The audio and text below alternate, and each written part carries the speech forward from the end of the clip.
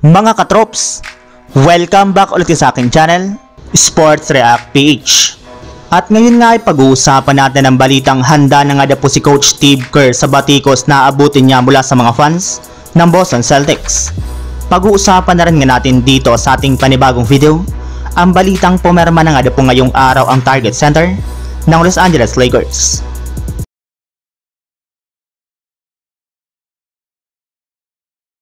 Successful nga po mga katrops na napangunahan ni Coach Steve Kerr ang Team USA para makuha nilang gintong medalya sa nagdaang 2024 Paris Olympics. Pero sa kabila nga po niyan ay marami para naman nga po ang kasalukuyang nambabatikos at kumikwestiyon sa kanyang kakayahan, since wala rin naman nga po itong magandang ginawang game plan kundi dumepende na lamang sa talento ng kanyang mga superstars. Maliban na rin nga po dyan ay isa rin naman nga po sa mga rason bakit binabati ko si Coach Steve Kerr ng mga fans at maging ng ilang mga analyst ay dahil sa ginawa nitong pagbabangko kay Jason Tatum ng ilang beses sa kanilang game laban sa Team Serbia.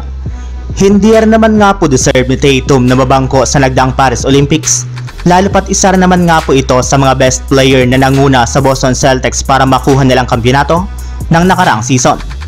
Kaya maging mismong si Steve Kerr nga po ay alam at tanggap na rin naman ang kanyang sarili, nahahabulin at babatikusin talaga siya ng todo ng mga fans ng Boston Celtics next year dahil sa kanyang ginawa sa kanilang superstar. Pero hindi rin naman nga po siya dito nag-aalala, gayong pinaghandaan na rin naman nga po nito ang mga mangyayari sa kanya sa pagsisimula ng kanilang bagong kampanya. Samantala, punta naman tayo sa ating sunod na pag-uusapan sa balitang pumirma na nga po ngayong araw ang target center ng Los Angeles Lakers. Ilang linggo nga po mga katrops bago magsimula ang 2024 to 2025 NBA season ay sinimula na nga po ng backcourt duo ng Lakers na sina D'Angelo Russell at Austin Reeves na mag-workout ng magkasabay ngayong araw sa loob ng kanilang pasilidad. Kaya mukhang ready na nga po talaga silang dalawa na bumalik at maglarong muli sa lineup ng Los Angeles Lakers sa susunod na season.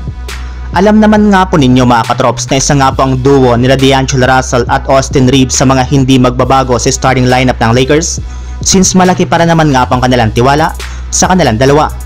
And speaking of Lakers mga katrops, kung inyo nga pong matatandaan bago pa man nga po kunin ng kanilang team si Christian Coloco, ay marami muna nga pong mga big man ang napangalanan na pwede nga po nilang kunin sa free agency market kagaya na lamang ni Boban Marjanovic.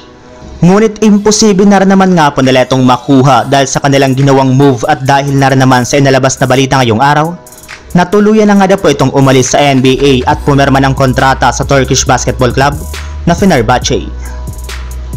So yun lang mga katrops, ang handog kong story ngayong araw.